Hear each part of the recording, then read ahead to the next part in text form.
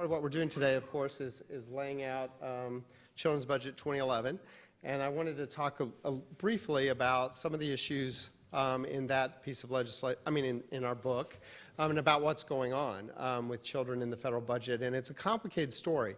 I think some of you know in the past, when we started doing this 3 years ago, there was, if you looked at children in the federal budget,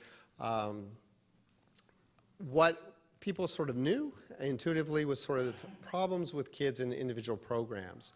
But what happens is that because there's 180 of them, some members of Congress or administrations can say, hey, I supported Head Start, so I'm good on kids. But not if you're not doing well by the whole child, and not if you're not doing well on the other 179 programs around kids. And so what we were trying to do with this publication is really capture the whole child perspective and look at kids from across sector and what is going on with children spending across the board. And so that became the impetus for this, and it has been a complicated picture. I often do a sort of a Clint Eastwood, good, bad, and the ugly, and it's more of a story of sort of the bad, the good, and the ugly, because what we were seeing was a downward trajectory in children's spending over time as a share of the federal budget, and a strong downward tilt. As I said a couple of years ago, what we found was of all new spending, only a penny of every dollar was going to kids.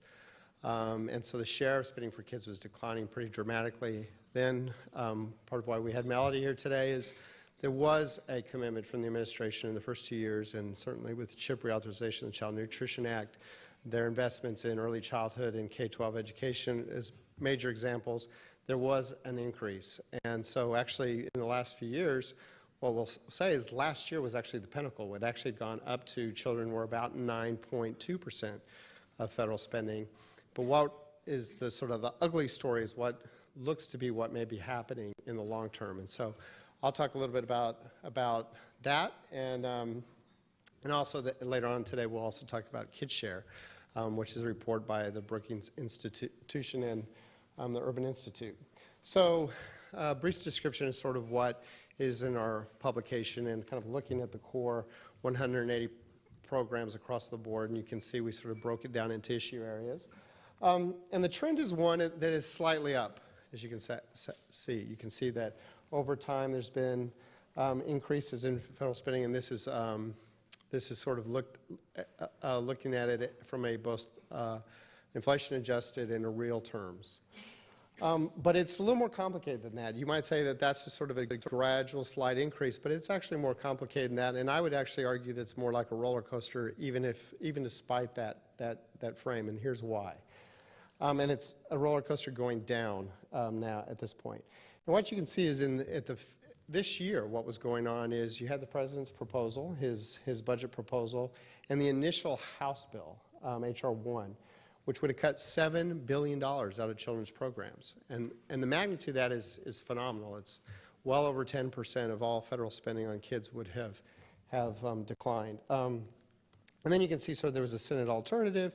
And then what happened was there was all these series of CRs, as you all recall. And the problem for kids in that is in these little short CRs, kids actually received a disproportionate share of the cuts. So in the first CR, in fact, I think over 20% of the cuts were actually in education programs. And then in one of the subsequent ones, the very last one, the final CR, you see a reduction in kids spending of almost $2 billion. Well, CHIP made actually the bulk of that because there was spending that they reduced in CHIP. So we had just gone through this enormous battle trying to get additional funding for CHIP, and yet that became a source of target for reducing spending. It's also a complicated story because there's a difference between discretionary and mandatory. And so the red bars show sort of the discretionary trend. And you can see the discretionary trend has been not very strong. And in fact, the share of spending on kids in the discretionary side has actually declined dramatically, and thus my roller coaster analogy. Now, on the mandatory side, what's going on there? Well, that is due to the recession. So we all know enormous increases in SNAP and in Medicaid spending, and that's all related to, and in addition to that, the ARA spending increases in terms of the enhanced FMAP and Medicaid, but also additional money put into SNAP. And so It's a very complicated story because that was mostly due to the recession that we actually received an increase, but it does point to the importance of those safety net programs and then the horrible problems it would be with some of the proposals to block grant SNAP or Medicaid, because if you did that, next time we go into recession, the federal government says, sorry, we decided here in 2011 that in 2015, so let's say we have a recession in 2018, we decided now that 7 years from now, too bad you're getting a 2% increase. So despite a recession and enormous increases in need for kids, there would be no additional funding. So it's one of the reasons why we believe block grants in terms of SNAP and Medicaid are horrible ideas, because they are important safety net programs in these recessions, and you can see how well they responded to making sure that child health and child nutrition particularly have been protected. In fact, I think it's very important to point out that as the recession went into effect, the number of uninsured people in this country increased dramatically. But the one group who actually saw a decrease in their uninsured rate was kids. And it's because of CHIP and Medicaid responding to that need.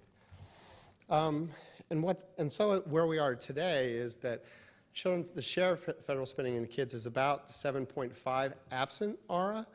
But with ARA, it's about 8.4%, and I'm going to show you what's going on there.